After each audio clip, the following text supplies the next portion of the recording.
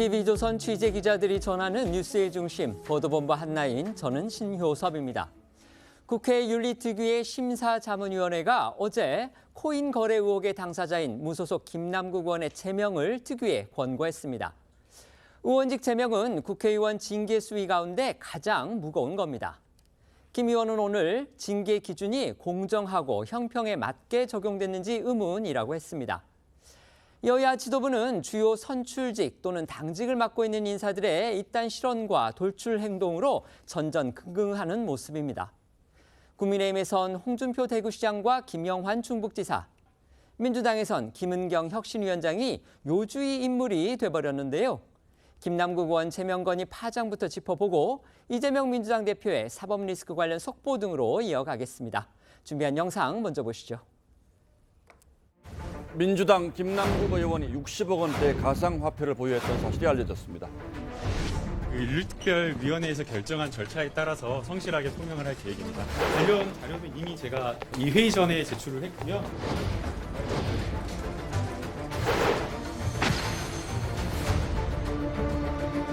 제명 의견으로 결정을 받습니다. 저희들 소명이 안 된 부분도 있고 성실치 못한 부분도 있는 것 같고요. 어떤 근거를 가지고 그 의혹을 제기하시는 거죠, 기자님? 어떤 코인, 어떤 가상화폐 말씀해 주세요. 어떻게 예측하세요? 국회의원들이 제명까지는 안 할 것 같아요. 제명은 쉽진 않다.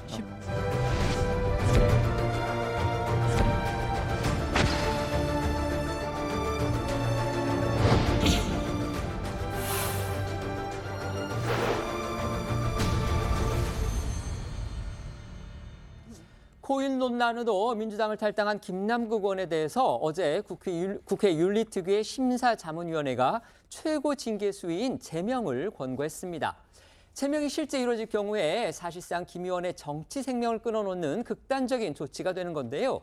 김남국 의원이 제대로 소명하지 않았다. 즉, 김 의원의 불성실한 태도가 이번 제명 건의 결정의 핵심 이유다. 이렇게 밝혔습니다. 네, 이 국회 윤리자문위는 어제 오후 김 의원이 제출한 가상자산 거래 내역 자료 등을 토대로 이 국회법 위반, 직권남용 여부 등을 심사했는데요.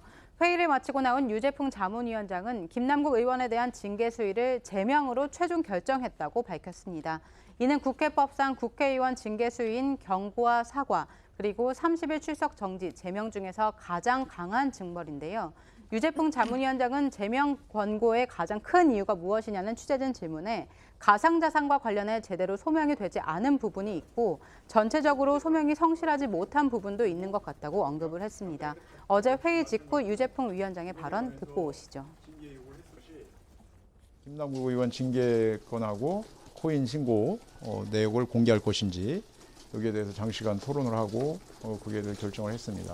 그 결과 제명 의견으로 저희 결정을 받습니다. 그 가상자산과 관련돼서 제대로 된 소명이라든가 이런 것들과 관련해서 제대로 소명이 안 된 부분도 있고 전체적으로 저희가 봤을 때 좀 성실치 못한 부분도 있는 것 같고요. 김남국 의원의 가상자산 논란은 지난 5월 초에 이제 처음 불거지면서 그 이후에 정말 일파만파 파장이 퍼졌는데요. 자문위의 징계안이 나온 어제까지 꽤 상당한 시간이 걸렸습니다. 네, 지난달 8일 첫 자문위 회의 후에 한 달 반 만에 이 결정입니다. 앞서 국회 윤리특위는 지난 5월 30일 전체 회의를 열어서 김남국 의원의 징계안을 상정하고 자문위에 회부를 했는데요. 당시 윤리특위는 이 김 의원에 대한 비난 여론을 감안을 해서 자문위에 첫 활동 시한인 지난달 29일까지 심사를 마쳐달라고 요청을 했습니다. 하지만 이 김 의원의 관련 자료 미제출 등으로 심사의 속도가 붙지 못하니까 자문위는 30일의 활동 기한 연장을 요청했었죠. 지난달 유재풍 자문위원장은 이 김남국 의원의 자료 미제출을 두고 징계 수위에 참작될 수 있다 이렇게 밝히기도 했는데요. 관련해서 당시 김남국 의원과 유재풍 위원장의 모습 보시겠습니다. 관련 자료는 이미 제가 이 회의 전에 제출을 했고요. 또 추가로 요청하는 자료가 있으면 제출을 할 생각입니다. 거래 내역이 굉장히 중요한 의미가 있어서 지난번에도 요청을 했는데 김 의원이 여러 가지 사유로 내지 않았거든요. 계속해서 자료를 내지 않으면 그 부분이 징계 수위 결정하는 데 영향을 미치죠. 참작은 되겠죠. 유재풍 자문위원장은 김 의원이 총 4차례에 걸쳐서 이 자문위에 관련 자료를 제출을 했고 총 거래액과 이 거래 횟수, 현금화 규모 등에 대해서는 공개할 수 없다 이렇게 밝혔는데 이유는 이 본인 동의가 없으면 거래 내역 등은 공직자윤리법 이상으로도 공개할 수 없게 돼 있기 때문이라고 밝혔습니다. 김남국 의원은요, 당초 이제 국회 상임이나 또 소위 도중에 이 코인을 거래한 횟수가 두세 차례 정도다 이렇게 주장을 했습니다. 하지만 사실은 200회를 넘는 그런 정도였음이 자문 심사 과정에서 확인됐다. 이런 소식 저희도 전해드렸었는데요. 김 의원 이 부분에 대해서 과연 제대로 소명을 했는지 이거 궁금합니다. 네, 동아일보에 따르면 윤리특위 핵심 관계자는 자문위가 상임위와 본회의 등 근무 시간에 코인 거래가 너무 잦았던 점 등에 대해 소명을 요구했지만 이에 대해 김 의원은 제대로 소명하지 못했다고 전했습니다. 김남국 의원은 지난해 5월 한동훈 법무부 장관의 인사청문회 도중 그리고 같은 해 11월 이태원 참사 관련 현안 보고를 받던 중에도 가상자산을 거래한 것으로 밝혀져서 정치권과 여론의 비판을 받았었죠. 한 장관 인사청문회의 경우 김남국 의원은 한 장관 딸의 학업 관련 의혹을 추궁하면서 이모 교수를 친인척 이모로 착각하기도 했었고요. 이태원 참사 관련 법사위 현안 보고 때는 정부의 대응을 질책하면서 언성을 높이기도 했었습니다. 그때 모습 준비했습니다. 이 논문을 일저자로 썼습니다. 이모하고 같이. 누구와 같이 썼다고요? 이모하고요. 이모. 제 딸이요? 그렇습니다. 잠깐만요. 이모 누구의 이모 말씀이신가요? 이모랑 뭘 같이 했다는 얘기는 논문을 같이 썼다는 얘기 제가 처음 들어봅니다. 이태원 참사로 정말 희생을 당하신 많은 분들과 유가족 여러분들께 다시 한번 깊은 위로의 말씀을 전하고 질의를 시작하겠습니다. 대통령이 왜 지금 대검의 사고대책본부를 그렇게 꾸리라고 지시를 했는지 그 부분을 좀 명확히 좀 알 수 있었으면 합니다. 그런 지시가 있었습니까? 대검은 예. 그냥 자체로 이미 그 당일날 사고 대책반을 꾸린 거거든요. 의원님 그 지시를 좀 보여주시겠습니까? 제가 잘 모르겠습니다. 그러면 지시가 없었다라고 보고 통상에 아니 이제 지시가 있었다는 말씀을 저한테 하셨습니까? 그러니까 지시가 없었는 그 불분명하니까 그건 낫고요. 아니 없었어요. 그냥.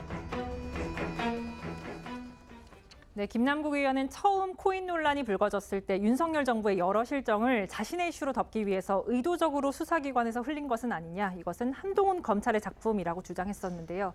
하지만 그 이후 국회 상임위 회의 중에도 코인을 거래했다는 사실이 밝혀지면서 한동훈 장관이 김남국 의원을 향해 직격탄을 날리기도 했습니다. 관련해서 두 사람의 모습 보고 오시겠습니다. 지금 윤석열 정부가 하고 있는 여러 가지 실정들을 전부 다 이 이슈로 덮어버리기 위해서 의도적으로 수사기관에서 또는 국가기관 어디에서 이것을 흘린 것이 아닌가라는 생각을 의심을 하게 됩니다. 김남국 의원이 몰래 코인하다가 금융당국에 걸린 게 왜 제 작품이라고까지 하는지 저도 참 궁금합니다. 아무리 억지로 연관성을 찾아봐도 김남국 의원이 국회에서 저한테 질의할 때 코인하신 거 말고는 없는 것 같습니다. 김남국 의원이 얼마나 많은 코인을 보유했고 또 현금화는 얼마나 했는지 이 부분도 의혹이었는데요. 김 의원이 한때 현금화한 액수가 99억여 원에 달했다. 이런 사실도 드러나면서 논란이 커졌죠. 네, 이 김남국 의원이 2021년 말 코인을 팔아서 이 거래소 계좌에 보유하고 있던 잔고도 수십억 원에 이르는 것으로 알려졌습니다. 김 의원은 약 99억 원에 달하는 코인 매각 대금을 현금성 거래소 잔고에 보관했고 이 중 9억여 원을 인출한 것으로 파악됐는데요. 하지만 김 의원은 그동안 코인을 현금화하지 않고 대부분 보유하고 있다는 취지로 주장해 왔습니다.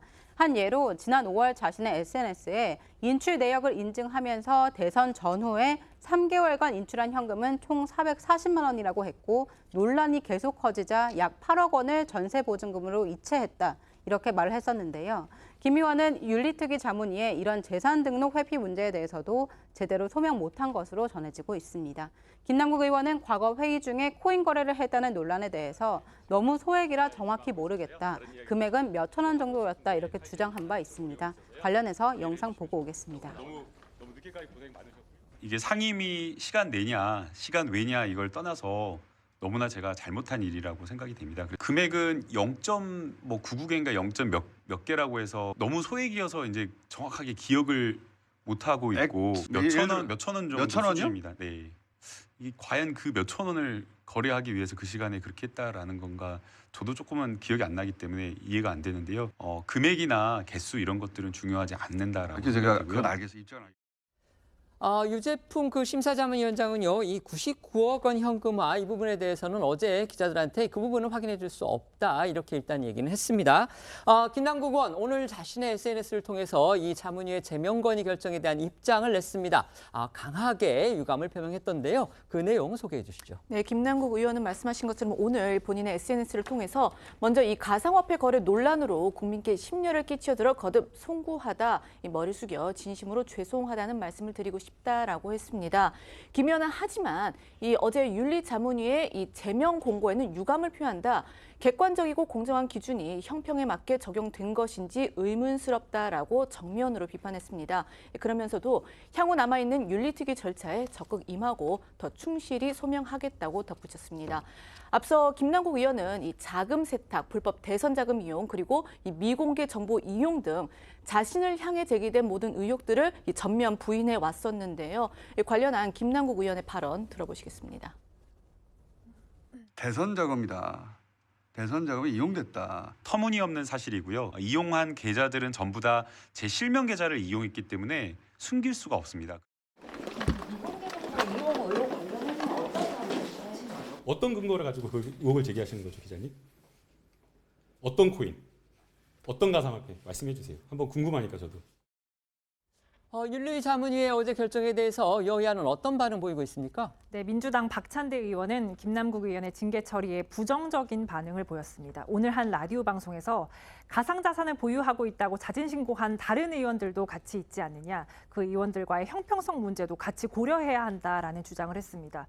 반면 국민의힘 장해찬 청년 최고위원은 어제 자신의 SNS를 통해서 김남국 의원을 향해 어디 감히 고개를 들고 국회의사당을 활보하나, 민주당만 탈당할 것이 아니라 국회의원직을 내려놓고 본업인 코인 거래에 전념하시라라고 했습니다.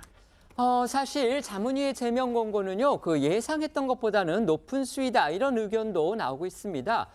우리 헌정사상 현역 국회의원 제명은요, 김영삼 전 대통령이 신민당 총재 시절이었던 1979년, 그러니까 44년 전에 이 박정희 정권의 탄압에 의해서 의원직을 박탈당한 거, 이게 유일할 정도로 정말 전례가 없는 일입니다.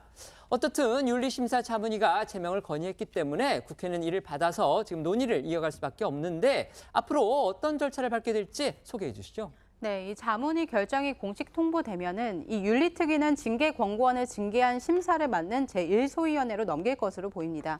그리고 이 제1소위가 자문위 의견을 수용할 경우에 윤리특위 전체 회의에서 논의하고 표결하게 됩니다. 윤리특위가 자문위안대로 제명을 최종 의결하면 이 국회 본회의에 상정돼 역시 의원 표결에 붙여집니다. 다만 일각에서는 김남국 의원 징계안 처리가 지지부진할 가능성도 제기하고 있습니다. 김 의원에 앞서 이미 여러 건의 의원 징계안이 처리되지 못한 채 윤리특위에 쌓여 있기 때문인데요. 특히 심사자문위는 지난해 정의기억연대 기부금 횡령 의혹이 있는 이 윤미향 무소속 의원과 가족회사 수주 등 이해충돌 논란이 불거진 박덕흠 국민의힘 의원의 제명을 윤리특위에 권고했지만 특위는 이 전체 회의에 상정만 한 채 여전히 어떤 결론도 내리지 않고 묵혀두고 있는 상황입니다. 이런 상태에서 김남국 의원 안건을 먼저 처리할 경우 이 형평성 논란 등이 일 수도 있다는 지적도 나옵니다. 그런 지적이 있는데도 윤리특위 위원장은요, 이 조기에 김 의원 징계 문제를 매듭지을 가능성, 이걸 또 시사했다고 합니다. 네, 이 국회 윤리특위 위원장은 변재일 민주당 의원은 9월 정기국회 전 결론을 낼 가능성이 높다고 뉴시스가 보도를 했습니다. 윤리특위가 김 의원의 징계안을 우선 상정해서 심사에 착수할 가능성이 있다는 건데요. 결국 여야 지도부가 어떤 결정을 할지가 관건으로 보입니다. 아까 저희가 도표에서 보여드렸듯이 이 윤리특위의 문을 넘으면 그 다음에 또 난관이 있습니다. 바로 국회 본회의의 무기명 투표입니다. 그렇죠. 윤리위가 끝이 아닌 거죠. 그러니까 말씀드린 대로 이 김남국 의원 징계는요, 윤리위가 전체 회의에서 의결을 하면 다음에는 이 국회 본회의 표결에 붙여집니다. 윤리특위가 김 의원 제명 건의를 수용해서 본회의로 회부를 하면은 제적 의원 3분의 2 이상인 의원 200명이 찬성을 해야지 김 의원이 의원직을 잃게 됩니다. 그런데 이 현재 의석 분포를 거를 좀 고려를 한다면은 168석인 민주당 의원들이 어떻게 움직일지에 따라서 이 김 의원의 정치적 운명이 결정될 그런 가능성이 큰 건데요. 이를 두고 민주당 장경태 최고위원은 김 의원 제명안이 본회의에 올라오면 오히려 국민의힘에서 민주당의 이 방탄 정당이라는 프레임을 또 씌우기 위해서 반대표를 던질 것이다라는 취지로 주장을 했고요. 반면 국민의힘 김용태 전 최고위원은 결과는 중요하지 않다. 이미 김남국 의원은 정치적 사망 선고를 받았다. 이렇게 주장을 했습니다. 들어보시겠습니다. 무기명 투표이기 때문에 국민의힘에서 오히려 뭐 방탄 정당이다 이렇게 또 프레임을 씌우기 위해서 이탈표가 나올 수도 있고요. 결과는 이제 중요하지 않은 것 같아요. 이미 김남국 의원은 정치적으로 사망 선고를 받았기 때문에 저는 뭐 앞으로 국회의원으로서 어떤 역할을 할 수 있겠습니까? 김남국 의원은 아시는 대로 이번 논란이 불거지니까 이 민주당을 자진해서 탈당했습니다. 지금은 이제 무소속 상태죠. 하지만 여전히 그의 정치적인 뿌리는 민주당에 있고 민주당 사람이다. 이런 시각 많습니다. 이재명 대표를 비롯한 민주당 지도부는 지금 과연 어떤 생각을 하고 있을지 궁금합니다. 네, 이재명 대표는 이 김남국 의원 제명 권고에 대해서 국회 윤리위가 판단할 것이다 이렇게 밝혔고요. 김은경 혁신위원장은 김남국 의원 건에 대해서 심각하게 보고 있다면서 민주당이 책임 있는 정당인 만큼 책임 있는 결정을 할 거라고 생각한다라고 밝혔습니다. 말씀드린 대로 무소속 김남국 의원의 이 코인 논란과 관련해서 국회 윤리특위의 심사자문위원회가 김남국 의원을 제명해야 한다 이렇게 결정했습니다. 다 아시다시피 제명은 그 의원의 정치적 생명을 거의 끊어놓는 그런 아주 강경한 조치이기 때문에 과연 이게 실제로 이루어질 수 있을까? 그리고 거기까지 가기에는 지금 저희가 계속 말씀드린 대로 윤리특위의 소위 또 윤리특위 전체 회의 국회 본회의 아주 여러 난관들이 지금 남아 있습니다. 과연 이 관문들을 다 뚫고서 제명이 이루어질 수 있을지 궁금해하는 분들 많을 것 같습니다. 어떻게 전망하십니까? 저는 제명이 이루어져야 된다고 생각하고요. 그럴 가능성이 상당히 높다고 생각합니다. 사실 공직자들이 고위공직자 같은 경우에는 재산 공개를 재산 신고를 하지 않습니까? 그렇습니다. 4급 이상부터 하고 있고 1급 공무원들 그리고 국회의원 같은 경우 재산을 공개까지 합니다. 그러니까 대부분의 고위공직자들은 이런 적극적인 재산 증식 행위를 하지 않습니다. 왜냐하면 그거에 대해서 소명을 해야 되기 때문에 주식 투자를 해가지고 일확천금을 꿈꾼다든지 부동산 투기를 한다든지 이런 행위를 안 합니다. 공무원의 기본적인 자세인데 지금 공직자로서의 태도에 대해서 얘기가 나왔지만 저도 공직자의 자세가 문제가 있었다고 보여지고요. 같은 당 소속으로서 이렇게 얘기하기는 저도 참 곤란하고 안타깝지만은 공직자로서 기본 자세가 너무 부족했고 거기에 대한 책임을 이렇게 져야 되는 게 맞다고 생각이 되고요. 그래야지 우리 민주당이 김건희 여사가 폭우 중에 인명피해가 나는데 명품 쇼핑을 한다든지 원희룡 장관이 견인차를 받고 자기 인터뷰를 한다든지 홍준표 시장이 골프를 치고 버럭을 한다든지 이런 사태에 대해서 우리가 비판을 할 수 있는 자격이 생길 거 아닙니까? 그래서 공직자의 자세로서 이런 제명이라는 처분이 타당하다고 생각하고요. 저는 반드시 제명이 돼야 된다고 생각합니다. 네, 알겠습니다. 말씀해 주십시오. 그 국회법 규정은요. 윤리특위는 징계 전에 자문위원회의 의견을 청취하고 존중하여야 한다 이렇게 규정하고 있어요. 그런데 이러한 규정에도 불구하고 실질적으로는 자문인의 의견이 존중되지 않은 경우가 너무 많았어요. 그 단적으로 윤미향 의원에 대해서 제명 권고를 했는데 그게 뭐 존중됐습니까? 박덕흠 의원도 마찬가지고. 그런데 그럼에도 불구하고 김남국 의원은 사안이 나빠도 너무 나쁜 것 같아요. 태도가 너무 불량한 게 첫 번째로 과연 저 사람이 국회의원이 그 메인잡이었는가? 왜냐하면 훨씬 더 많은 돈과 많은 시간과 많은 관심을 코인에 쏟았다라고 하는 게 나타나지 않습니까? 국회의원이라기보다는 그야말로 코인어 아니었는가?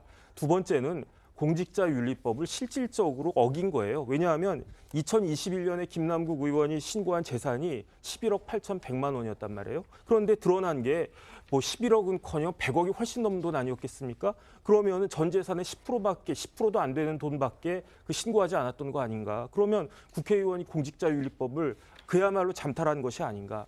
최악은 뭐냐면은 이후에 대응하는 자세 아니었겠습니까? 김남국 의원이 뭐라고 그랬냐면은 진상조사단을 꾸려달라고 했대요. 그래가지고 막상 민주당에서 진상조사단 꾸려졌더니 어떻게 했습니까? 탈당했잖아요. 그다음에 이번에도 윤리심사자문위원회에서 필요한 자료 내달라고 했는데 제대로 낸 게 하나도 있었습니까? 그러니까 김남국 의원은 소명은커녕 금방 드러날 거짓말을 하고 또 하고 이렇기 때문에 이건 뭐 완전히 국민들의 대표가 아니라 국민들을 바보로 한 사람이 아닌가 이런 생각이 들고요. 모든 국민들이 뭐 다 기억하겠지만 김남국 의원이 이 코인 사태가 딱 났을 때 정치 생명과 전 재산을 걸겠다라고 약속을 했어요. 그런데 뭐 그 약속 지키겠습니까? 지키지 않을 게 뻔한데 그러니까 이번에는 민주당에서도 조금 전에 조승현 그 부위원장이 말씀하신 것처럼 제명은 반드시 이루어져야 될 것이다. 그렇지 않으면 반발이 심할 것 같다는 생각이 듭니다. 아까 이제 99억 원 부분하고 공직자 재산 신고 어긴 부분을 이제 우리 변호사님이 지적을 해주셨는데 사실 이제 지금 현재 코인 그 자체는 공직자윤리법상 그 재산 신고 대상에 들어있지 그 당시에는 않았습니다. 이제 나중에 이제 법이 바뀐 거죠. 그리고 이제 현금화를 했는데도 불구하고, 그러니까 현금을 갖고 있음에도 불구하고 재산 신고를 하지 않았다고 하면 그거는 당연히 공직자윤리법에 저촉이 되는 일인데 지금 현재 단계에서는 그 김남국 의원이 99억 원 내지 100억 원의 그 돈을 현금화를 해서 갖고 있었음에도 불구하고 신고하지 않았는지 이 부분은 아직 명확하지가 않습니다. 어제 아까 제가 말씀드렸듯이 윤리심사자문위원회도 그 부분에 대해서는 기자들한테 확인을 해주지 않았기 때문에요. 그 부분은 저희가 좀 더 지켜봐야 한다는 거 말씀을 드리고 그다음에 이제 범죄나 이런 부분 인정하지 않고 있다 이런 부분은 아직 사법적인 조치는 이루어지지 않았기 때문에 저희가 그 부분은 검찰의 수사 결과라든지 또 그 뒤에 있을 어떤 사법 처리 내용 이런 부분을 저희가 좀 더 지켜보겠습니다. 민주당을 흔들고 있는 또 다른 사안이 있습니다. 바로 이재명 대표의 사법 리스크 상황인데요. 저희도 계속해서 전해드린 대로 이화영 전 경기도 평화부지사가 이재명 대표에게 쌍방울의 불법 대북 송금 관련 보고를 했다. 이렇게 검찰 수사 과정에서 진술한 것으로 저희가 지금 전해드리고 있습니다. 이 대표가 이 보고를 듣고서 사실상 승인했다. 지금 이런 후속 보도까지 나왔습니다. 네, 이화영 전 부지사가 최근 검찰 조사에서 이 쌍방울 측에 이재명 대표의 방북과 관련한 협조를 요청했다고 시인하고 이 대표에게 2차례에 걸쳐 방북 비용 관련 보고도 했다고 진술했다는 내용 저희도 전해드렸었는데요. 이 KBS 보도에 따르면 이 전 부지사는 자신의 보고를 받은 이 대표가 알았다고 답하면서 이 사실상 승인했다는 취지로 진술했다고 합니다. 좀 더 구체적으로 살펴보면 이 전 부지사가 북측 인사를 만난 직후에 이 대표에게 이 북측에서 방북에 돈이 든다고 말을 했다. 이렇게 보고했는데 이 대표가 알았다고 답했다고 하고요. 이어 쌍방울이 방북 비용으로 수백만 달러를 북측에 보냈다. 내년엔 방북이 성사될 것 같다며 쌍방울의 방북 비용 대납 내용을 보고하자 이때도 이 대표가 역시 알았다고 답했다는 겁니다. 관련해 KBS는 이 대표 측에 방북 비용을 보고받고 승인한 사실이 있냐고 물었는데 이 대표 측은 이 전 부지사의 진술은 모두 사실 무근이라는 입장을 밝혔다고 전했습니다. 검찰은 이 대표가 쌍방울의 방북 비용 대납을 보고받고 이런 식으로 직접 승인하는 그런 의사까지 표시를 했다면 직접 이 뇌물죄를 적용하는 거 이것도 가능하다고 보고 있다. 이런 기사가 또 나왔습니다. 그러니까 원래 검찰은 이 당초 그 경기도지사였던 이재명 대표가 이 쌍방울 대북 송금 사건을 인지하고 있다고 보고 이 대표가 경기도를 매개로 이 쌍방울로부터 부당한 이득을 받은 것으로 판단을 해서 제3자 뇌물죄 적용을 검토한 것으로 알려졌는데 그런데 말씀하신 대로 이 검찰은요, 이 대표가 자신의 방북 비용을 쌍방울이 대납하는 것을 보고받고 직접 승인까지 했다면 이건 이제 제3자 뇌물죄가 아닌 직접 뇌물죄 적용도 가능하다고 보고 이걸 이제 검토 중인 것으로 전해지고 있습니다. 상황이 이렇기 때문에 오는 25일 그러니까 다음 주 화요일 예정된 이화영 전 부지사의 이 재판에 정치권과 이 법조계의 관심이 모아질 수밖에 없는데요. 이 전 부지사가 재판에서 자신이 이 진술을 바꾼 이유와 이 대표에게 보고했던 정황 등을 구체적으로 진술할 경우에 이재명 대표를 겨냥한 이 검찰 수사의 최대 분수령이 될 수 있다. 이런 전망이 나오고 있습니다. 물론 지금까지 알려진 내용, 그다음에 저희도 보도해드렸던 그런 내용들, 이화영 전 부지사가 검찰에서 진술한 그 내용들은 말 그대로 검찰에서의 주장일 뿐입니다. 그래서 아직 이제 재판부의 어떤 재판 결과를 통해서 확정한 건 아니기 때문에 이제 앞선 재판에서 이 전 부지사 측 변호인이 이 전 부지사가 일부 진술을 바꾼 부분을 인정했다. 이런 또 보도도 있긴 하지만 과연 이화영 전 부지사가 25일 재판에서 언론 보도들을 계속 이 같은 언론 보도들이 인정할지 아니면 그걸 부인하면서 또 자신의 검찰 진술 이 부분을 뒤집을지 이 부분은 저희가 지켜봐야 합니다. 네, 맞습니다. 일각에서는 이 전 부지사의 측근이나 민주당 측 인사들이 이 전 부지사와 또 변호인들과 접촉해서 이 전 부지사 의중 파악에 나서거나 마음을 돌리려고 할 가능성도 있다라는 관측이 나오고 있습니다. 이 전 부지사와 변호인들은 오늘 오전까지 외부와 일절 접촉하지 않고 있다고 알려졌습니다. 어쨌든 이전 부지사가 이제 검찰에서 그동안의 어떤 부인하던 입장을 좀 바꿔서 입을 열기 시작했다 이런 보도 계속 나오고 있는데 물론 검찰 그 부분에 대해서 전혀 부인을 또 하고 있지 않고 있고요. 또 이전 부지사 측에서도 물론 이제 저희가 전해드렸지만 이전 부지사의 부인의 어떤 자필 탄원서 이거는 있었지만 이전 부지사 측이 직접 이런 보도를 부인하거나 그런 적은 또 없습니다. 그렇다면 과연 이재명 대표가 사실상 연루됐다는 취지의 진술을 한 그 이유와 배경은 뭘지 여기에도 관심이 집중되고 있습니다. 네, 이전 부지사가 사실상 마음을 바꾼 배경으로는 국정원 직원의 법정 증언과 또 국정원에서 작성된 내부 문건이 유력하게 거론됩니다. 국정원은 안부수 아태엽 회장의 전원을 근거로 이화영 전 부지사가 북측 인사에게 경기도의 스마트팜 사업비 지원을 약속했다 여의치 않자 쌍방울이 대납했다는 내용 등을 문건에 담아 갖고 있었고 검찰이 압수수색을 통해서 이를 확보해서 재판부에 제출한 것으로 전해집니다. 또 검찰이 이재명 대표가 해당 사안들을 인지하고 있었던 것으로 볼 수 있는 경기도청 내부 문서들을 확보했고 측근들과 가족들에게까지 수사가 확대된 점도 이전 부지사 심경 변화에 영향을 끼친 것으로 알려졌습니다. 이화영 전 부지사가 이재명 대표의 관련성을 부인하게 되면 결국 혼자 모든 책임을 떠안게 된다. 그만큼 부담감이 컸을 것이다. 이런 시각도 있습니다. 이 법조계에서는요, 그동안 이어진 재판 과정에서 김성태 전 쌍방울 회장 증언과 이 국정원 문건 등 증거들이 쏟아지면서 이전 부지사가 자신의 혐의에 대해서는 더 이상 부인하기 힘들다는 판단을 했을 것으로 보고 있고요. 제3자 뇌물죄의 경우에는 뇌물 액수가 1억 원이 넘으면 무기 또는 10년 이상 징역으로 가중처벌을 받을 수가 있는데 쌍방울이 경기도를 대신해서 북한에 보낸 돈은 800만 달러, 우리 돈으로 거의 100억 원에 달하는 비용입니다. 때문에 이전 부지사가 이재명 대표 관련성을 끝까지 부인하고 혼자 책임을 지게 될 경우에 중벌을 받을 수 있게 되는 이 상황에 부담을 느꼈을 것이란 분석입니다. 관련해 이 대표의 측근으로 일하다 마음을 바꿔서 사실상 이 대표 저격수로 나섰던 이 유동규 전 본부장은 이 대표 측이 자신에게만 혐의를 뒤집어 씌우고 있다고 변심의 이유를 밝힌 바 있었는데요. 앞서 나온 유 전 본부장 목소리도 들어보겠습니다. 김만배도 책임이 없고 정진상, 김용도 책임 없고 이재명도 책임 없다 그러면 도대체 책임은 저 혼자가 건지 이 사업이 그냥 저 혼자 이루어진 건지 정말 이해할 수가 없습니다. 덮어 씌우려고 아예 작정을 한 사람들한테 내가 덮어 씌워줄 일은 없잖아요. 네. 그러니까 나는 사실대로 가는 거죠. 때문에 일각에서는 이화영 전 부지사가 이제 제2의 유동규가 되는 거 아니냐 이런 관측도 있고요. 국민의힘에서는 이 전 부지사가 결국은 못 버틸 것이다 이런 전망도 나왔습니다. 네, 김성태 국민의힘 중앙위원회 의장은요, 앞서 한 라디오 인터뷰에서 이화영 전 부지사가 십자가를 지기엔 한계가 있다면서 특히 이재명 대표가 차기 대통령이 될 희망도 없기 때문에 못 버틸 것이라고 확언했습니다. 들어보시죠. 이화영 부지사만 이걸 모든 걸 자기가 지고 가기는 십자가를 지고 가기는 자기가 감당이 안 됩니다. 이재명 지금 이제 민주당 대표가 차기 이제 뭐 대통령이 될 수 있다는 그런 상황이면 아마 이화영 부지사가 버틸지도 몰라요. 앞으로도 두고 봅시오. 이화영 부지사가 정치적으로 이 대북 송금의 그 십자가 총대를 감내하면서 이걸 지고 갈 수 있을 건지. 반면 민주당에서는 이화영 전 부지사의 진술 번복은 검찰의 회유와 압박 때문이라는 주장을 이어가고 있는데요. 박찬대 최고위원은 오늘 한 라디오 인터뷰에서 이화영 전 부지사 아내의 탄원서 내용을 재차 강조를 하면서 검찰을 비판했습니다. 들어보시죠. 심한 고립감에 호소하고 있고 검찰의 회유와 압박으로 스트레스로 인한 치아가 3개가 빠졌다.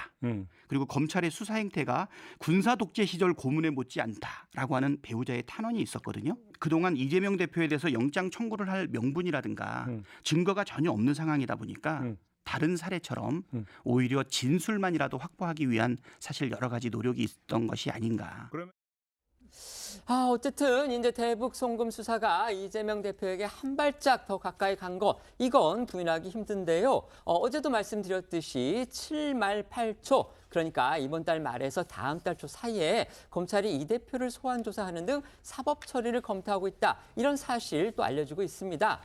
민주당에서는 영장 청구 시점 여기에 촉각을 곤두세우고 있다고 합니다. 네, 검찰은 곧 쌍방울 대북 송금과 관련해서 이재명 대표를 직접 소환해 조사할 방침으로 알려지고 있고요. 다음 달 중으로 이 대표에 대한 구속영장도 청구할 거란 전망이 나옵니다. 이에 대해 이 대표 측은 이 대표가 앞서 자신의 불체포 특권 포기를 선언한 만큼 검찰이 구속영장을 청구하면 당당하게 영장 실질 심사를 받겠다는 입장으로 알려지고 있는데요. 앞서 나온 이 대표 목소리부터 들어보시죠. 저에 대한 정치 수사에 대해서 불체포 권리를 포기하겠습니다. 지금까지 그랬던 것처럼 소환한다면 10번 아니라 100번이라도 응하겠습니다. 구속영장을 청구하면 제 발로 출석해서 영장 실질 심사 받고 검찰의 무도함을 밝히겠습니다. 네, 다만 민주당에서는 검찰의 영장 청구 시점을 두고 고민이 좀 있습니다. 검찰이 국회 회기가 아닌 시기에 영장을 청구하면 바로 심사를 받으면 되는데 회기 중에 영장을 청구할 경우 이 대표가 불체포 특권 포기했어도 무기명 표결 거쳐야 합니다.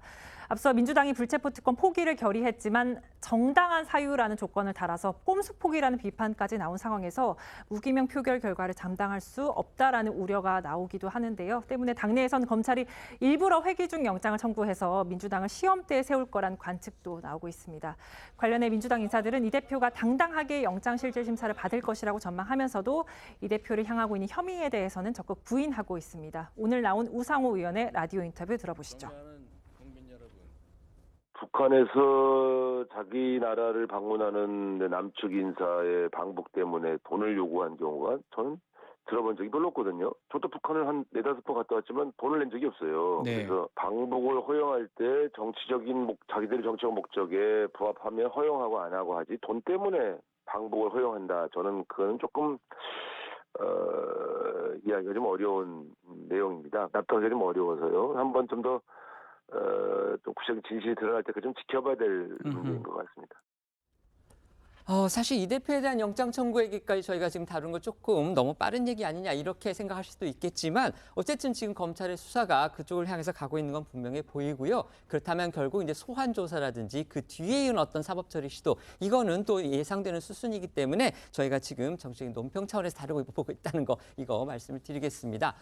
국민의힘에서는 민주당이 결국 또다시 이재명 지키기에 나서지 않겠느냐 이런 식의 아주 비판적인 의견 내놓고 있습니다. 네, 이 국민의힘에서는요, 이 쌍방울의 대북 송금 사건은 이 대표가 더러운 뇌물을 받아서 북한에 조공해서 더러운 가짜 평화를 얻고자 한 이재명 대선 프로젝트였다는 강한 비판이 나왔고요.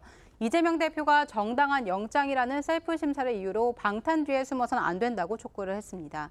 또 권성동 의원은 쌍방울 대북 송금의 진실이 밝혀질수록 민주당은 정치 탄압 따위의 선동을 또다시 꺼내들고 이 대표에 대한 영장 청구가 정당하지 않다고 방탄을 할 것이라고 비판을 했습니다. 장해찬 청년 최고위원은 오늘 한 라디오 인터뷰에서 이 대표는 무기징역 가능성을 걱정해야 할 시점이라면서 비판의 날을 세우기도 했는데 한번 같이 들어보겠습니다.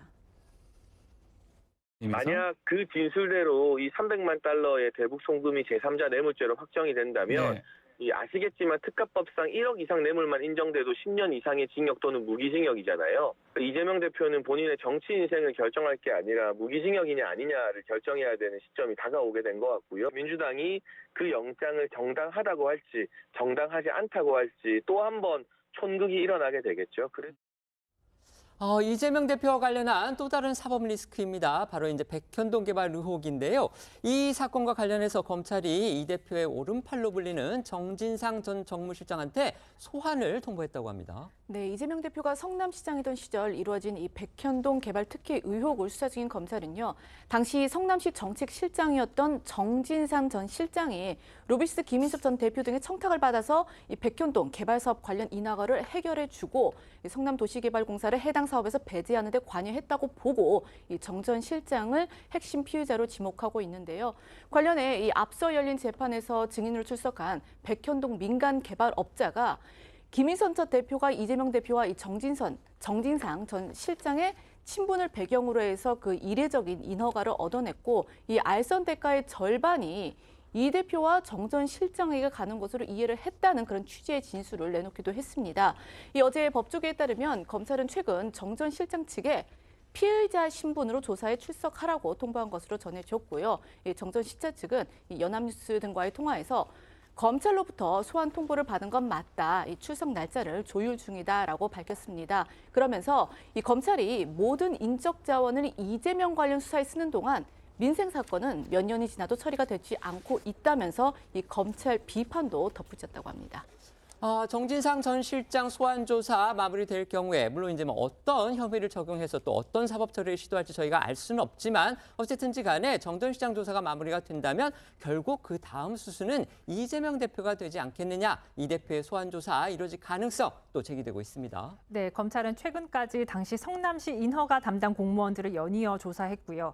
일정 조율을 마치는 대로 정진상 전 실장도 소환해서 인허가 특혜 의혹의 실체 그리고 관여 정도를 추궁할 전망입니다. 정 전 실장 조사가 마무리되면 당시 성남시의 정점에 있었던 이재명 대표에 대한 소환 조사도 검토할 것으로 보입니다.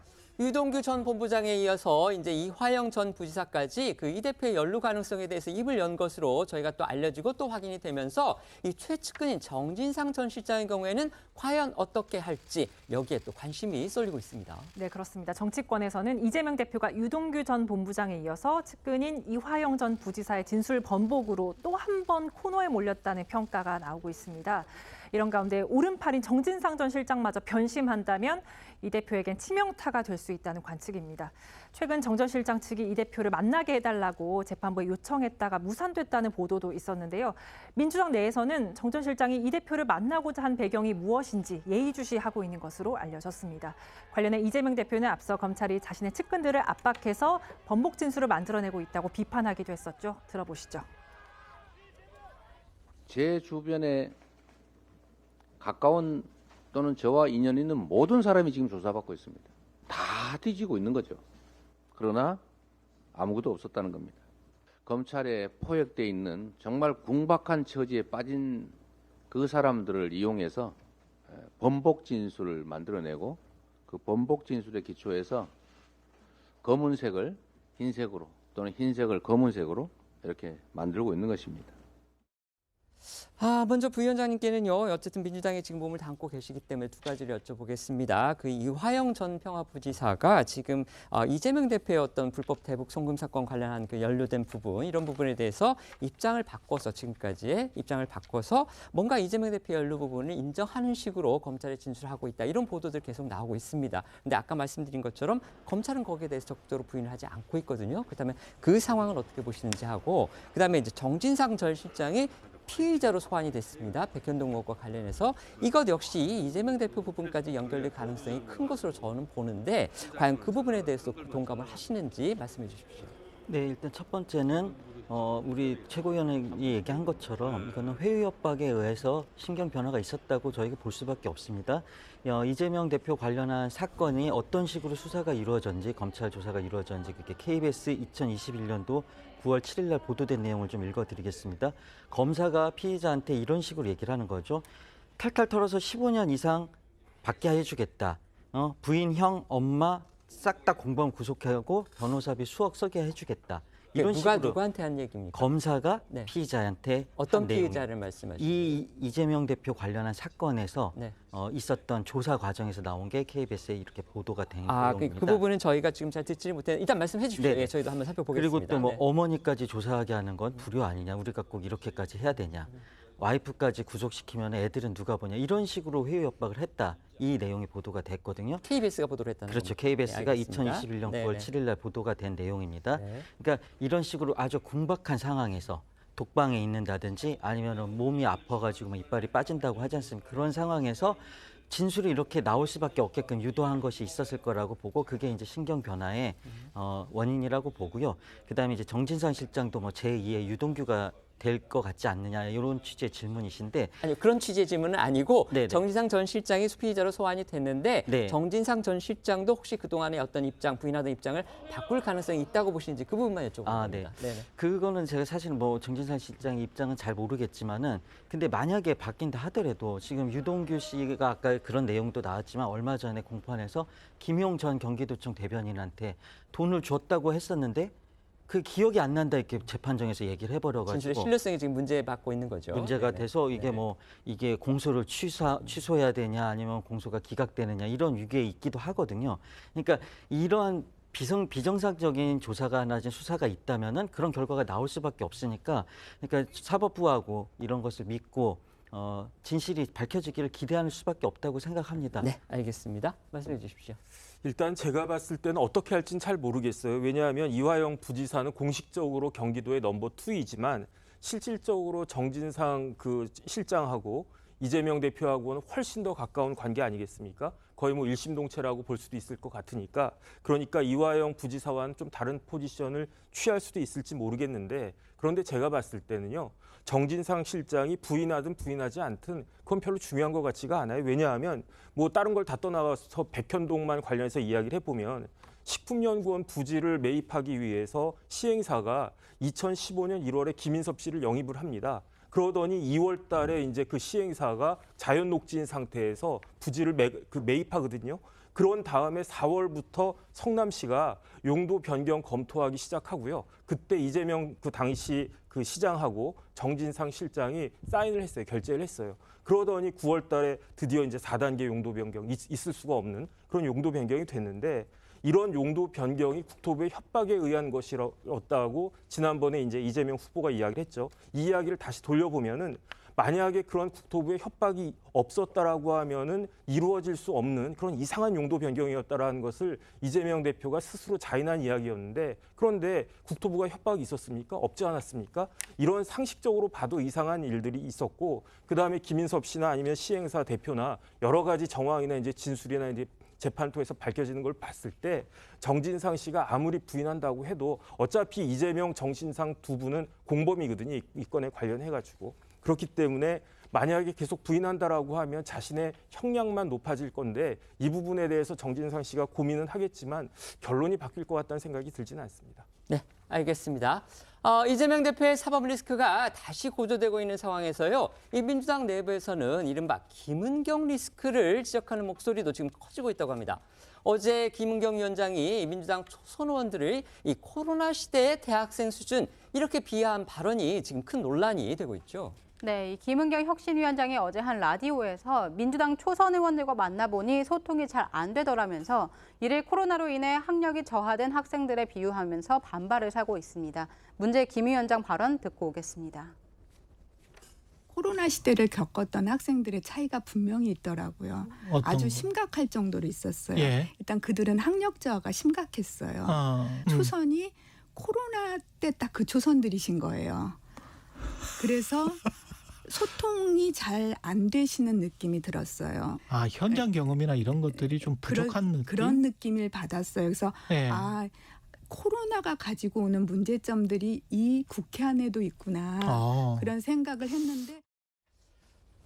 김 위원장의 사실 저 발언은요, 이 자신이 가르친 학생, 그다음에 민주당 초선 의원 싸잡아서 폄하한 건 물론이고요. 그다음에 자신과 간담회를 가진 그 초선 의원들을 하루 뒤에 직접 이제 공격한 것으로 그렇게 해석이 됐기 때문에 문제 소지가 좀 있다 이런 지적이 애초부터 나왔습니다. 예, 맞습니다. 이 김 위원장은 지난 19일 민주당 초선 의원 모임인 더 민초와 비공개 만남을 가진 뒤에 어제 문제 라디오 인터뷰를 한 건데요. 이 초선 의원들은 김 위원장과의 간담회에서 혁신위가 최근 특정 의원들의 이름을 거론하면서 논란이 된 것 등을 지적했다고 합니다. 김 위원장의 발언이 공개된 뒤에 결국 초선 의원들 반발하고 나섰죠. 네, 일부 초선 의원들은 이 부적절한 발언이라면서 불쾌감을 드러냈다고 하는데요.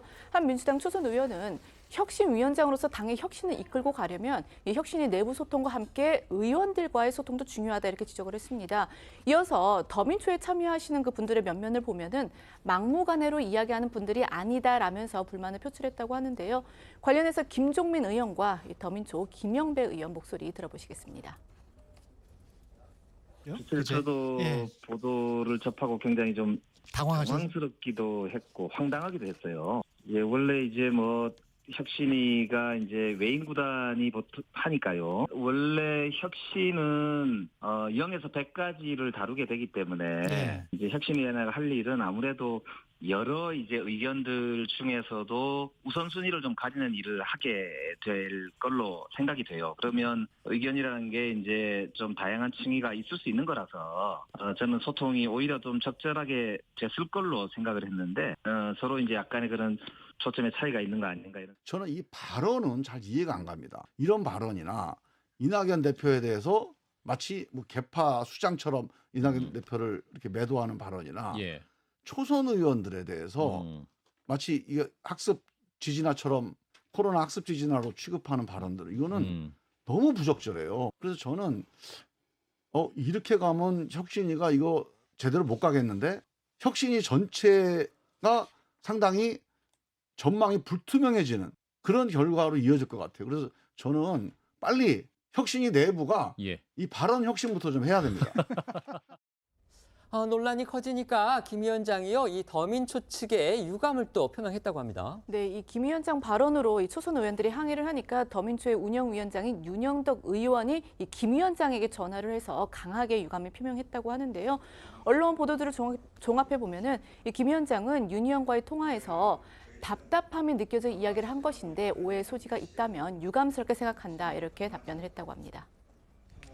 이번엔 국민의힘으로 가보겠습니다. 국민의힘도 사실 당 소속 광역단체장들의 이딴 설화로 지금 골치가 아픈 거 마찬가지입니다. 네, 먼저 희생자 14명이 발생한 충북 오송 지하차도 참사와 관련해서 참사를 막았어야 할 책임자 중 한 명이죠. 김영환 충북도지사 발언이 논란입니다.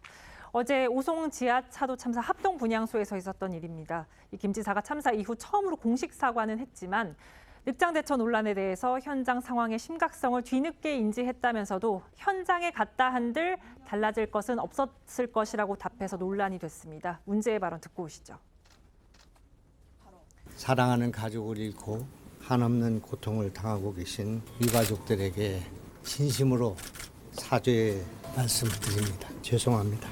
한두 명의 그 사상자가 났구나 그런 정도만 생각을 했고 엄청난 사고가 일어났다는 생각을 하지 못했던 것 같습니다. 근데 제가 거기 갔다고 해서 상황이 바뀔 것은 없다고 생각합니다. 워낙 이게 지금 골드타임이 짧은 그런 상황에서 전개됐고 제가 생각할 때는 임시 제방이 붕괴되는 상황에서는 어떠한 조치도 효력을 또 생명을 구하는 어려움이 있었다고 생각하는데 김영환 충북지사 같은 경우는요, 이 참사 당일 오전에 사고 발생 상황을 보고 받았는데 곧장 이제 현장으로 향하지 않고 오후가 돼서야 현장에 도착을 했기 때문에 혹시 이거 늑장 대처 아니냐 지금 이런 지적이 또 나오고 있습니다. 네, 김영환 지사는 사고 당일 오전 9시 44분 오송 지하차도 사고 발생 상황을 보고 받았지만 현장으로 먼저 향하지 않았고 당시 괴산된 원류 현장을 들렀다가 오후가 돼서야 오송 지하차도 현장에 도착을 했습니다.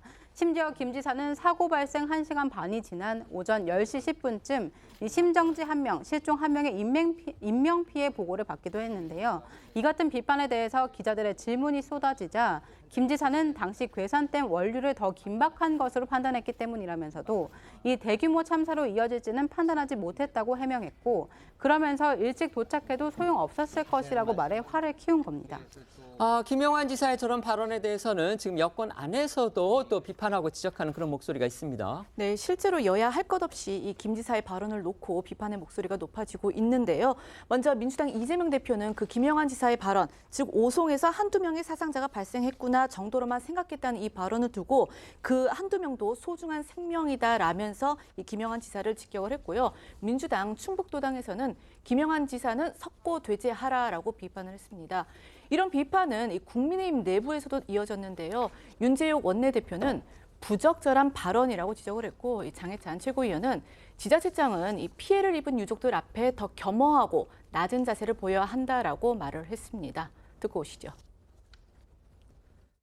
적절한 발언은 아니라고 생각을 합니다. 그러나 발언 하나하나를 징계라는 수단을 통해서 조치를 하는 것이 바람직한지 전체적인 그 발언의 앞뒤 맥락이라든지 그런 것들을 종합적으로 판단해서 결정해야 된다고 생각합니다. 광역단체장이라든지 또는 우리 당 소속 지방의원님도 그렇고 발언 하나하나를 가지고 사실은 징계라는 수단을 최소한으로 거치는 게 항상 바람직하다고 생각합니다. 김은경 민주당 혁신위원장의 저런 어떤 설화라고 그럴까요? 네. 그거 어떻게 보셨습니까? 이게 사실은요, 그 당일날 그 발언이 있고 현장에서 사과도 하고 또 윤영덕 의원한테 전화를 통해서 사과를 하면서 의원들하고 문제는 사실 해결이 됐습니다. 이제 근데 라디오에서 또 보도가 되면서 이제 좀 커진 것처럼 보여지는데 초선 의원하고 문제는 좀 해결이 됐다고 보여지는데 문제는 이제 학력저하 문제가 코로나 세대 학생들이 초중고뿐만 아니라 대학생, 대학원생까지도 비대면하면서 실험 같은 것도 못하고 좀 어려움을 겪었는데 그게 좀 비하하는 발언처럼 들릴 수가 있어요. 이 부분이 사실 문제가 된 거죠. 그 부분에 대한 사과는 또 필요하다고 보여지고요. 근데 이게 과정이 왜 그렇게 됐냐면 혁신위가 사실은 존재감이 없다는 보도가 좀 있으면서 혁신위가 처음에는 언론 보도 같은 걸 안 하기로 했었습니다. 근데 그런 보도가 나오니까 좀 언론에다 알려야겠다고 나왔는데 이런 사고가 터진 거죠. 그래서 앞으로는 좀 이런 정무적 훈련이 안 된 분들이니까 이럴 수밖에 없는데 앞으로 이런 논란을 안 만들어야지 혁신에 힘이 실릴 수 있을 것 같다. 이렇게 생각합니다. 김영환 충북지사의 또 설화 어떻게 보셨습니까? 일단은 김 지사가 판단 미스를 한 거죠. 오송에서 지금 엄청난 일이 벌어졌는데 그거를 제대로 파악하지 못하고 괴산으로 갔다는 거 아니겠습니까? 그런데 그런 일이 있을 수 있다라고 생각을 할 수는 있는데 더 중요한 건 뭐냐면요. 사후 해명도 제대로 된 해명을 한 것인가? 일단은 그런 생각이 들고요. 사실은 김영환 지사가 정치력이 오래된 분 아니겠습니까? 충북지사에서 행정도 잘하실 거라고 기대했는데 그 기대에 못 미치는 그러한 모습들을 이번에 보여주신 것이 아닌가 싶습니다. 네. 오늘 오전 국민의힘은요, 이 가짜뉴스와의 전쟁을 또 새삼스럽게 선포를 했습니다. 최근 서울 서초구의 한 초등학교 교사가 숨진 채 발견된 것과 관련해서 방송인 김어준 씨를 허위사실 유포 혐의로 고발하면서 이런 입장을 밝힌 겁니다. 네, 오늘 오전 국민의힘 김기현 대표가 자신의 SNS를 통해서 가짜뉴스는 포용의 대상이 아니라 척결해야 할 공공의 적이라며 가짜뉴스와의 전쟁을 선포했습니다. 이어 김 대표는 청담동 술자리 사건, 이 캄보디아 조명 사건 등을 언급하면서 이 민주당이 그동안 새빨간 거짓말을 상습적으로 반복해왔고 이러한 민주당의 가짜뉴스는 결국 악의 씨앗이 되어 온 나라를 멍들게 만들고 있다고 주장을 했습니다. 방송인 김어준 씨를 입만 열면 가짜뉴스를 떠벌리는 거짓말 제조기라고 표현하면서 어제는 서울 모 초등학교 교사의 극단적 선택을 두고 그 원인 제공자가 국민의힘 3선 의원이라는 거짓말을 너무나 뻔뻔스럽게 해댔다고 지적을 했습니다. 또한 김 대표는 이 가짜뉴스의 예시로 후쿠시마 오염수 괴담 등을 들면서 진원지는 모두 민주당이다라고 강조를 했습니다.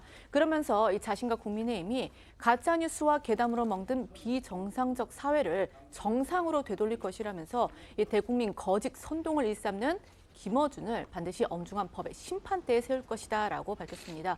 국민의힘은 오늘 오전 회의를 통해서도 이 초등학교 교사 사망 사건의 국민의힘 의원 연루설 이걸 주장한 김어준 씨를 강하게 비판을 했고 이어 김 씨를 이 허위사실 유포와 명예훼손 혐의로 경찰에 고발했습니다. 관련 목소리들 들어보시겠습니다.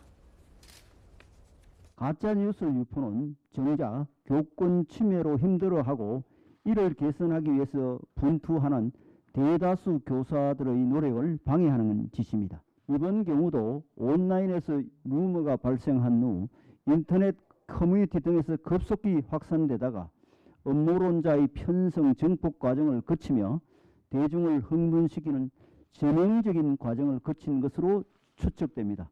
김어준 대표가 그 최소한의 합리적인 의심조차 저버리는 허위 선동을 난사하고 있습니다. 반드시 그 책임을 끝까지 묻도록 하겠습니다. 단순히 이름을 거론하지 않았다는 것만으로 본인의 죄가 덮일 수는 없을 거라고 생각하고 있습니다. 초등학교 교사의 사망 사건 배경에 이 정치인 가족이 연루돼 있다 이런 의혹. 윤재옥 국민의힘 원내대표의 말처럼요. 어제 김어준 씨가 국민의힘 3선 의원으로 특정을 하면서부터 일파만파 확산이 됐죠. 네, 서울 서초구의 한 초등학교 교내에서 20대 담임 교사가 극단적인 선택을 하는 충격적인 사건이 벌어진 뒤 온라인상에서는 추모의 물결과 함께 교사의 사망을 둘러싼 온갖 소문과 억측이 떠돌았습니다. 학부모의 악질적인 괴롭힘이 원인이었다거나 학부모가 대단한 집안이라 기사를 막았다. 학부모 가족이 3선 국회의원이라더라 하는 등의 대부분 확인되지 않거나 사실이 아닌 내용들이었습니다. 이런 상황에서 어제 오전 김어준 씨가 자신이 진행하는 유튜브 방송을 통해서 소문 속 3선 국회의원을 국민의힘 소속이다 이렇게 주장을 했습니다. 이 말씀하신 것처럼 김 씨의 유튜브 방송 이후 교사의 사망에 연루된 정치인이 국민의힘 소속 삼선 의원이라는 소문이 빠르게 확산이 됐고요. 얼마 지나지 않아서 국민의힘 삼선 의원인 한기호 의원이 소문 속 인물로 특정되기까지 했습니다. 한기호 의원이 빠르게 이제 입장문을 내고 손주 중에는, 그러니까 친손주든 외손주든 해당 학교를 다니는 아이가 없다 이렇게 해명을 했지만요. 이미 많은 비판이 쏟아진 뒤였습니다. 네, 이 윤재욱 원내대표 역시 오늘 회의를 통해서 이번 소문이 거짓으로 밝혀지긴 했지만 이미 한기호 의원의 명예가 큰 손상을 입었고 국민의힘도 정치적 타격을 받았다고 김어준 씨를 지적했습니다. 하지만 김 씨는 오늘 진행한 유튜브 방송에서도 이 사과의 말 없이 추가 취재를 하겠다고 말을 했습니다. 어제 아침까지 취재한 바로는 국민의힘 삼선 의원이 연루된 거란 취지로 말씀을 드렸다면서 방송 끝나기 전에 정확하지 않은 정보였다고 정정했고 추가 취재를 통해서 보다 신뢰할 만한 정보가 취합되면 다시 알려드리겠다는 건데요. 어제 오늘 김 씨의 주장 직접 들어보시죠. 교사가 교실에서 굳이 했다는 것은 하고 싶은 말이 엄청 많은 거예요. 학교에서 벌어진 일 때문이라는 거죠. 근데 그 사안에 현직 정치인이 연루돼 있다. 이렇게 알려져 있거든요. 국민의힘 소속 삼선 의원으로 저는 알고 있는데 전혀 보도가 없죠. 곧 실명이 나오겠죠. 이 사안도 대단한 파장이 있을 사안이라고 저는 봅니다. 방송 끝나기 전에 추가 취합된 내용이 있어서 정확하지 않은 정보였다고 제가 정정을 하긴 했습니다만 혹시 못 들은 분이 있을까 봐 다시 정정합니다. 이거는 추가 취재를 통해서 보다 신뢰할 만한 정보가 취합된 다시 알려드리도록 하겠습니다. 네, 이러한 김 씨의 태도에 국민의힘에선 뻔뻔스러운 작태라는 비판이 나왔습니다. 허위임이 객관적으로 밝혀졌음에도 불구하고 언제 그랬냐는 듯이 부끄러운 기색이나 이 사과 한마디가 없었다는 겁니다.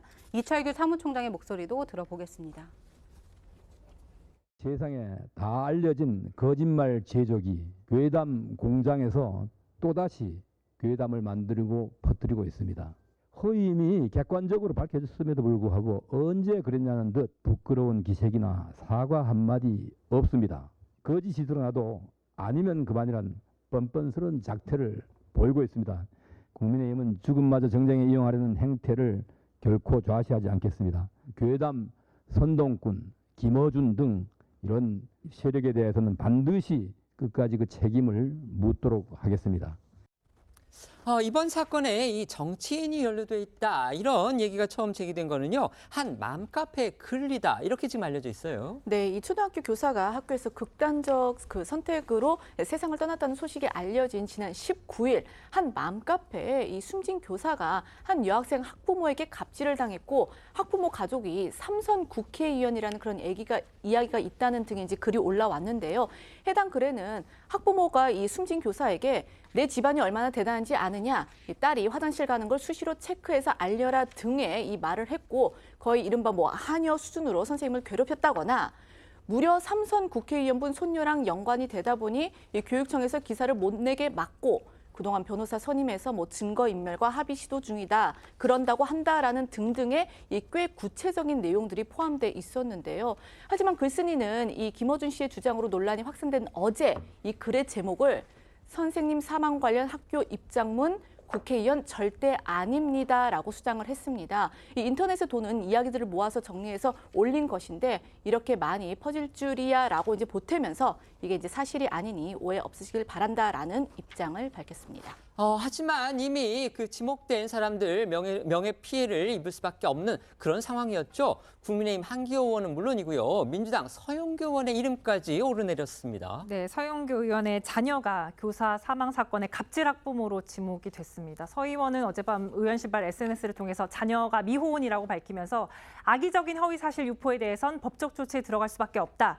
허위 사실들은 즉시 삭제하길 바란다라는 입장을 밝혔습니다. 서 의원에 앞서 해명 입장문을 낸 한기호 의원 역시 이번 루머가 악의적인 목적이라고 본다면서 법적 대응 방침을 밝혔습니다. 그러면서 한 의원은 외손녀가 한 명 있는데 중학교 2학년, 외손자는 다른 초등학교 2학년, 친손자들은 큰놈이 2돌 지났고 경기도에 살고 있다라고 설명했습니다. 네, 이런 가운데 오늘 오전 맘카페에 삼선 의원 연루서를 쓴 한 여성이 한 의원을 찾아서 사과를 한 것으로 전해졌습니다. 조선일보에 따르면 한 의원실 관계자는 이 맘카페에 한 의원 연루서를 쓴 여성이 오전에 의원회관으로 찾아와서 한 의원에게 사과하며 선처를 구했다고 밝혔는데요. 이 초등학생 자녀를 둔 어머니라고 밝힌 여성은 한 의원이 전날 입장문에서 법적 조치하겠다는 뜻을 밝히자 사전 연락 없이 의원회관을 찾아왔다고 알려졌습니다. 한 의원에게 눈물을 흘리며 봐달라고 했지만 한 의원은 자신은 정치 생명이 끝날 정도로 치명타를 입었는데 개인적으로 찾아와서 용서해달라고 용서되는 일이 아니라고 말한 것으로 전해졌습니다. 또한 한 의원은 여성에게 당신은 재미삼아 썼겠지만 그 글을 직접 본 사람만 3만 명이니까 3만 명이 그걸 보고 퍼나르니까 전국으로 확산된 것이 아니냐 이렇게 말했다고도 하는데요. 조선일보는 한 의원이 이 자신이 선처해주면 나중에 이 정도 거짓말과 가짜 뉴스는 용인된다는 그런 선례가 될 수 있다며 그냥 묵과하면 결국은 부독독한 사회가 되도록 조장하는 것과 다르지 않다라는 그런 입장을 밝혔다고도 전했습니다. 네, 이번 사건을 두고 정치권에서는 사망한 교사에 대한 애도와 함께 교권을 보호해야 한다는 목소리도 커지고 있습니다. 국민의힘은 부당한 교권 침해를 막는 제도적 방안을 강구하겠다며 교권이 무너진 곳엔 학생의 인권도 없다라고 했습니다. 민주당은 교권이 보장되지 않는 교실에 양질의 교육 또한 존재하기 어렵다며 교권 보호 방안 마련에 최선을 다하겠다는 뜻을 밝혔습니다. 들어보시죠. 28일 날 교육위가 소집이 될 겁니다. 교권 추락 문제는 정말 심각한 문제입니다. 우리 당에서는 교권 회복과 관련된 법안들을 차제에 반드시 빠른 시간 안에 통과돼야 된다는 입장을 가지고 있습니다. 교권이 보장되지 않는 교실에 양질의 교육 또한 존재하기 어렵습니다. 거듭 고인의 명복을 빌면서 교권 보호 방안 마련에 최선을 다하겠다는 말씀을 드립니다. 이번 사건과 관련해서 이 숨진 초등학교 교사가 이제 학폭을 담당하다가 여러 가지 수모를 당했다 이제 이런 식의 주장들이 뭐 교원단체 이런 곳들에서 나오고 있습니다. 하지만 그 해당 학교 측에서는 이 숨진 교사의 담당 업무가 학교 폭력 업무가 아니었고 그다음에 1학년 담임 맡은 것도 본인의 희망에 의해서였다. 지금 이런 식으로 해명을 하고 있고요. 어쨌든지 간에 지금 경찰이나 그다음에 교육당국의 조사가 이루어지고 있기 때문에 저희가 정확한 그 정확한 경위라든지 배경 같은 거는 좀 더 그 조사 결과를 지켜봐야 할 것 같습니다. 말씀드린 대로 국민의힘이 이제 가짜 뉴스와의 전쟁까지 선포하면서 방송인 김어준 씨 고발했고요. 또 국민의힘 한기호 의원, 그다음에 민주당의 서영교 의원이 이른바 이제 명예훼손의 피해자가 돼서 지금 여러 가지 곤욕을 치른 걸로 그렇게 지금 나타나 있습니다. 이 상황 어떻게 보십니까? 일단은 우리나라 초중등 교육법에 어떻게 규정이 되고 있냐면요. 학교는 학생의 인권을 보장하여야 한다 이렇게 규정하고 있어요. 18조의 4에. 그런데 2항에서는 또 어떻게 규정하고 있냐면 학생은 교직원이나 다른 학생의 인권 침해 행위를 해서는 안 된다 이렇게 규정되고 있단 말이죠.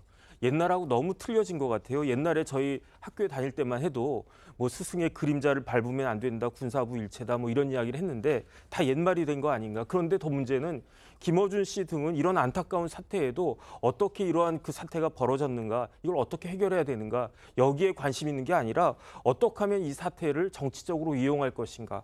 그러니까 그 결과 어떻게 됐습니까? 관심이 희생된 교사로부터 한기호 의원 등으로 넘어간 거 아니겠습니까? 그렇게 그 결과로 졸지의 한기호 의원하고 오히려 그 가족들 명예가 심각하게 훼손됐기 때문에 제 생각에 이런 행동에 대해서는 책임을 져야 되는 것이 아닌가 싶습니다. 네, 말씀해 주십시오. 저도 이런 비극을 초등학교 선생님께서 어떤 세상을 등진 이런 비극을 정치적으로 이용하는 정쟁에 활용하는 것은 정말 잘못됐고 부도덕하다고 생각합니다. 이것은 고인에 대한 예의도 아니고 국민에 대한 도리도 아닙니다. 집권 여당이 지금 이때다 하면서 프레임 전환하면서 강경 대응을 하고 있는데요. 지금 그러면서 집권 여당의 최고위원이 이 교사의 죽음은 진보 교육감 탓으로 돌렸습니다.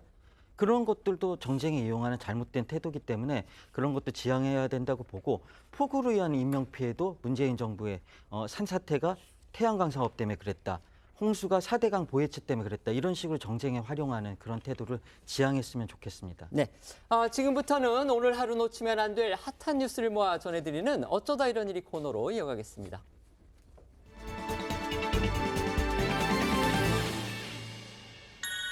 첫 번째 키워드는요, 사촌 동생 때문인데요. 월북한 이 주한 미군 관련 소식이군요. 네, 이 본국 송환을 앞두고 갑자기 JSA를 통해 월북한 이 미군 병사 트래비스 킹의 월북 동기를 둘러싼 의문이 커지고 있는데요.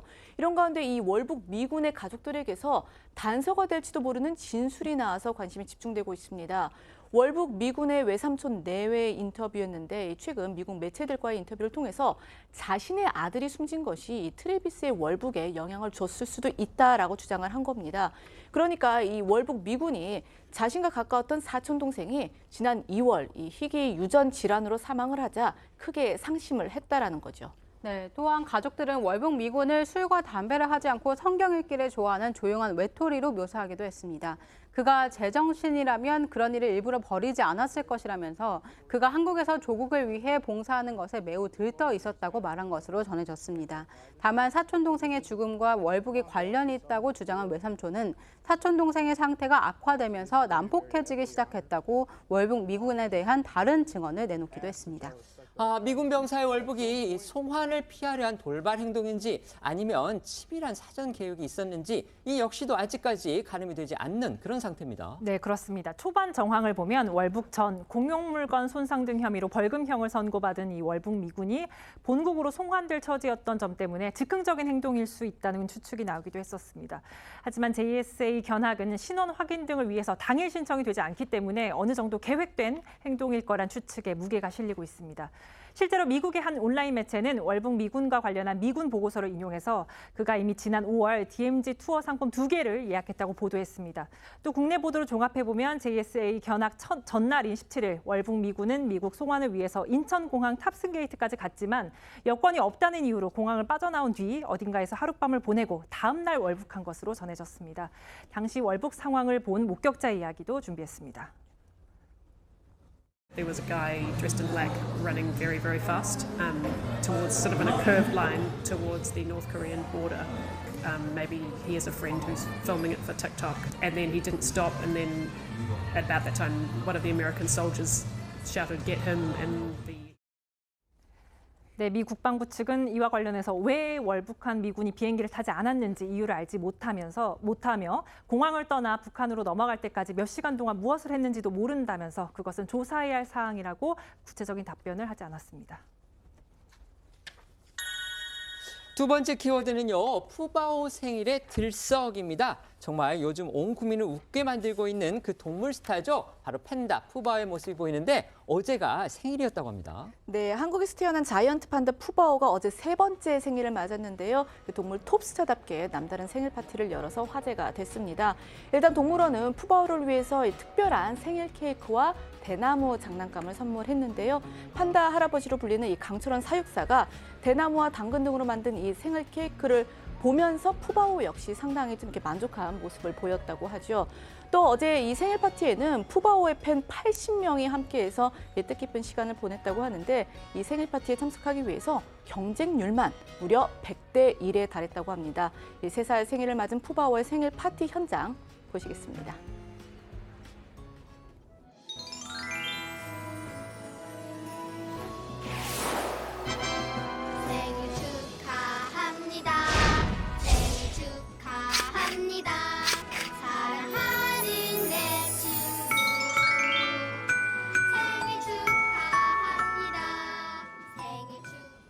이번 푸바오의 생일 파티는요, 이 여느 아이돌 스타처럼요, 이 SNS로 생중계까지 됐다고 합니다. 네, 그것도 우리나라가 아닌 중국 관영 CCTV가 자사 동영상 플랫폼을 통해서 푸바오의 생일 파티를 생중계한 건데요. 동시간 접속자 수가 한때 10만 명에 이를 정도로 인기 폭발이었다고 합니다. 또 싱하이밍 주한 중국 대사도 동물원을 찾아서 푸바오의 생일을 축하하고 동물원 측에 감사패를 전달한 것으로 알려졌습니다. 최근 다소 냉랭했던 한중 관계에 푸바오가 훈풍을 불어넣고 있다는 평가도 나옵니다. 그런데 이런 푸바오의 생일에 특히 관심이 많이 쏠린 이유, 한국에서의 마지막 생일일 가능성이 높다. 바로 이것 때문이겠죠. 예, 이 푸바오는 중국과 체결한 협의서에 따라서 4살이 되기 전에 짝을 찾기 위해서 중국으로 돌아가야 하는데요. 다음 달부터 송환을 위한 논의가 시작될 것으로 보입니다. 이 때문에 이번 세 번째 생일이 한국에서의 마지막 생일이 될 가능성이 높은 상황입니다. 네티즌들은 꼭 중국에 가야 하냐며 이 아쉬움을 표현하면서도 푸바오의 행복을 응원했습니다. 그런가 하면 푸바오의 이 쌍둥이 여동생들 근황도 전해졌습니다. 이제는 제법 이 판다다운 모습을 보이고 있다고 합니다. 네, 동물원 측에서 이 쌍둥이 판다의 생후 12일차 모습을 공개를 했는데요. 판다들은 이 생후 10일차가 넘어가면 이 판다 특유의 검은 무늬가 나타난다고 하죠. 그래서 우리 이 분홍, 이 꼬물이들도요, 검은 털이 자라날 그 신체 부위에서 이 검정 무늬가 조금씩 드러나기 시작을 한 겁니다. 공개된 모습을 보면요, 색이 조금은 흐릿하긴 하지만 마치 검은 선글라스와 검은 가디건을 입은 것처럼 이렇게 성장한 모습을 보실 수 있는데 영상으로 보시죠.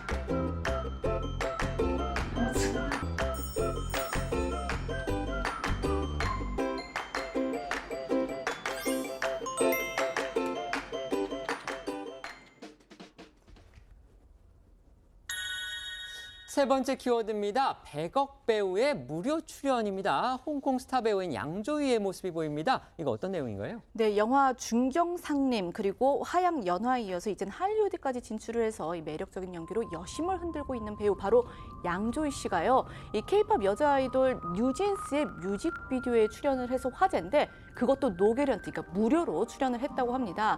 양조위 씨가 2년 전 그 개봉한 할리우드 영화 샹치와 텐 링즈의 전설에서 770만 달러, 그러니까 우리 돈으로 약 100억 원의 출연료를 받은 것으로 알려지면서 이번 무료 출연 배경에 큰 관심이 쏠리고 있습니다. 노게런티 출연 이유는 매력적인 캐릭터 때문이라고 합니다. 뮤직비디오 내용을 보고 분량과 상관없이 캐릭터가 매력적이라서 출연료를 받지 않겠다고 말한 것으로 전해지는데요. 또 좋은 인연이 닿았고 한국 팬들에게 작은 선물을 드리고 싶었다고 출연 이유를 밝혔다고 합니다. 양조위 씨는 작년 부산국제영화제에 참석하는 듯 한국과도 인연이 깊은 스타인데요. 당시에도 꼭 머지않은 미래에 다시 방문하겠다고 말했는데 이번 뮤직비디오 출연으로 약속을 지킨 셈이 됐습니다. 이 뮤직비디오에 등장하는 그 스타일링, 그러니까 머리라든지 이런 것들도요. 양조위 씨가 직접 제안한 것으로 그렇게 알려졌습니다. 네, 보셨다시피 뮤직비디오에서 백발의 파격적인 모습을 선보였는데요. 뉴진스 측에 따르면 시나리오를 꼼꼼히 분석한 양조위 씨가 직접 백발을 제안하는 등 열의를 보였고 촬영 현장에서도 매우 열정적인 모습을 보였다고 합니다. 이런 열의로 출연한 뮤직비디오에서 양조위 씨는 짧은 등장에도 강렬한 인상을 남겼는데요. 해당 뮤직비디오에 국내 팬들의 관심이 쏟아졌고 양조위의 아내 유가령 씨도 남편의 등장 장면을 직접 편집한 사진을 SNS에 올려서 응원을 보냈습니다. 아까 저희 그 방송 중에 조승연 수석 부위원장께서 이 KBS의 단독 보도, 검찰의 강압 수사를 주장하는 그런 단독 보도 내용 말씀해 주셨는데 저희가 기사를 찾아보니까요. 2021년 9월 7일에 KBS가 보도한 내용입니다. 요지는 당시 이제 인터넷 도박 사이트 운영 혐의 등으로 구치소에 수감 중인 이모 씨를 검찰이 수사하는 과정에서 이재명 당시 성남시장이었던 비위를 캐내기 위해서 상당히 강압적인 수사를 했다 이런 내용이었습니다. 당시 보도에 대해서 중앙지검은 사실관계하고 인권 침해 여부를 점검할 예정이다 이런 입장을 밝혔고요. 그다음에 중앙지검 강력부 검사들은 입장문을 내면서 당시 수사 검사는 도박 사이트 운영 등 혐의를 받는 부분만 조사를 했고 이재명 당시는 이제 경기도지사입니다. 이재명 지사에 대한 수사를 진행한 사실이 없다 이러면서 강압수사 의혹을 부인했다고 합니다. 저희는 1분 뒤에 다시 돌아오겠습니다. 오늘 준비한 소식은 여기까지입니다. 저희는 다음 주 월요일 오후 1시에 더 핫한 소식으로 찾아뵙겠습니다. 시청해 주셔서 고맙습니다.